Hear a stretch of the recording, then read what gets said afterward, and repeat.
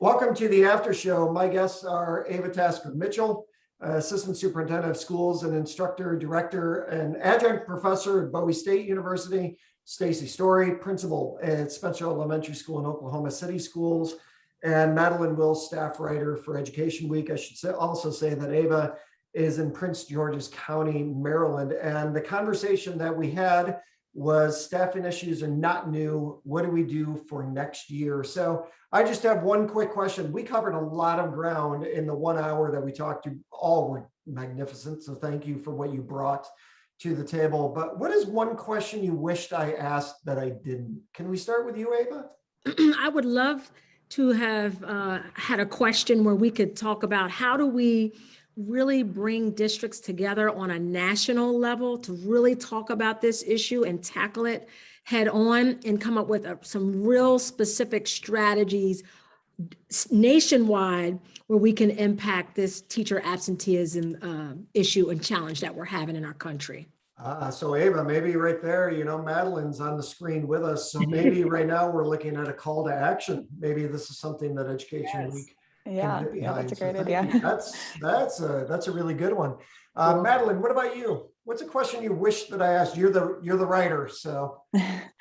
Well, I think we touched on this a little bit throughout, but I'm just interested in how districts can recruit teachers when they can't raise pay and they don't have that lever to pull. Because I've heard of some interesting policy ideas like offering a one-time bonus, but also I've heard of districts offering childcare perks, districts who are offering like a stipend for their commute, which maybe particularly come in handy now, and also districts going to 4-day weeks as a recruitment tool, which I think is interesting. And I'd love it if you guys have any other ideas too, but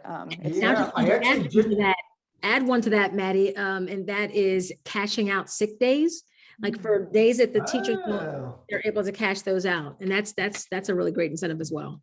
So Madeline, yesterday when I was at St. Louis University, one of the things that came up was there was a person from I don't know what school district it was, but she said that her superintendent was doing the 4-day work week. So what they're going to do next year is every other Monday, kids won't have school, but teachers will be there for not just professional learning, but also just as this day where they can get work done. And what he is hoping is that, and this kind of, Ava, goes with what you were talking about with teacher absenteeism, what he's hoping is that teachers will plan their doctor's appointments and that kind of stuff on that day, and there won't be like sick time that they need to do or anything like that.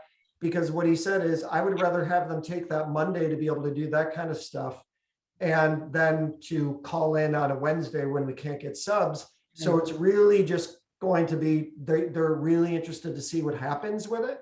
And full-day childcare will be offered still, so that they will still have childcare workers, but it will be full day as opposed to the morning and afternoon. So that's one way that I know people are looking at the 4-day work week. And I also wonder, Ava, if it goes with your teacher absenteeism because of the fact that some of the absenteeism might be because of doctor's appointments and all that kind of stuff. Stacy, what's one thing you wish I asked that I didn't? You cover everything all the time, but I would have liked to talk more about, because I do think de-implementation is part of the problem. I think that we need to de-implement some things so that teachers feel like they can actually come in and work and teach and not, like for instance, like when my mom was a teacher, so we would go to, and her objective had to be on the board. Well, now it's not an objective, it's the standard. But then it turned into, well, not just the standard, but the progression to get to the standard. Like there are things that we need to focus on that are so much bigger than that. And it's why teachers feel frustrated. So, I don't know if there's a question, but talk more about like de-implementation being maybe part of the solution to teacher shortage and teachers not wanting, because pay is a big deal. But honestly, if you go into teaching thinking you're going to make a lot of money, then we have a real disconnect somewhere, because I don't think anybody goes into it, thinking they're going to all of a sudden give us a $25,000 raise and we're going to, so I think that you know, I think Ava talked about it a little bit, there's more to it than just pay. And Yeah. so I think de-implementation, I think really is a great starting point for how districts can keep teachers, but also attract teachers, work more with universities on that as well. And, you know, I hate the word initiatives because I think it makes teachers cringe. And so I think reframing conversations with teachers and maybe just talking more about that. No, and I agree. I think that's one of the reasons why I started to do the research around it and then read a book on it, because it was about, you know, I was so sick of people saying we need to focus on mental health and tell teachers to breathe. And I'm like, but it's so much more than that, right? Right.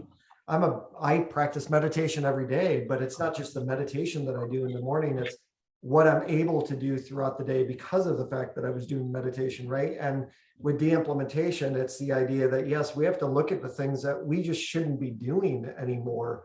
And some of it's common sense. Like, you know, I've been doing a lot of research, obviously, in the past year around this.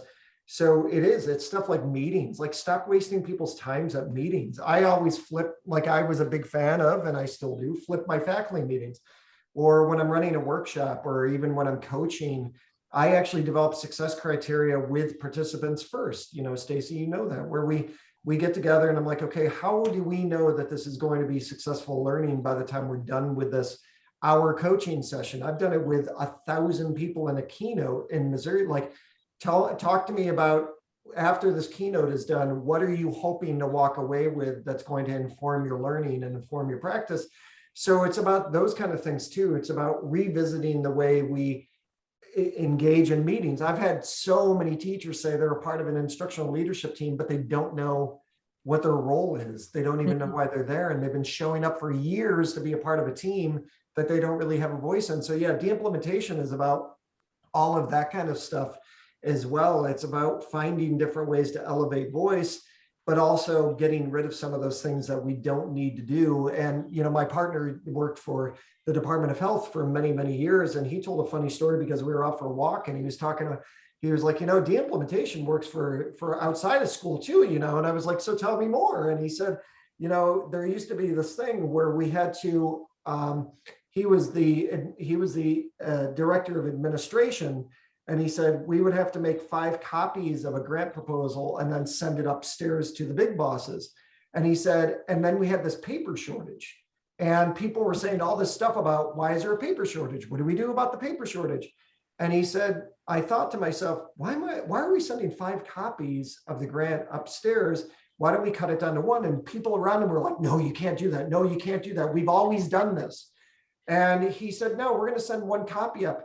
And honestly, after he did that a couple of times, he talked to one of the people upstairs and he said, so how is it, you know, we're only sending up 1 copy? And they said, you know, we always wondered why you're sending up 5 copies in the first place.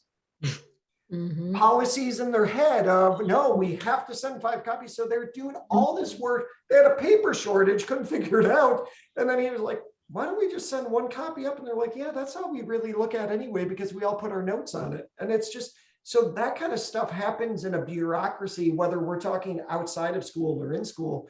And that's what it's all about too. Those are things that chip away the time of teachers and leaders that we don't need to be doing anymore. So yes, absolutely, definitely a part of that conversation. But listen, I just want to thank the 3 of you, because you're one of the reasons why I asked you, what question do you wish I asked, is that hour flew by so quickly.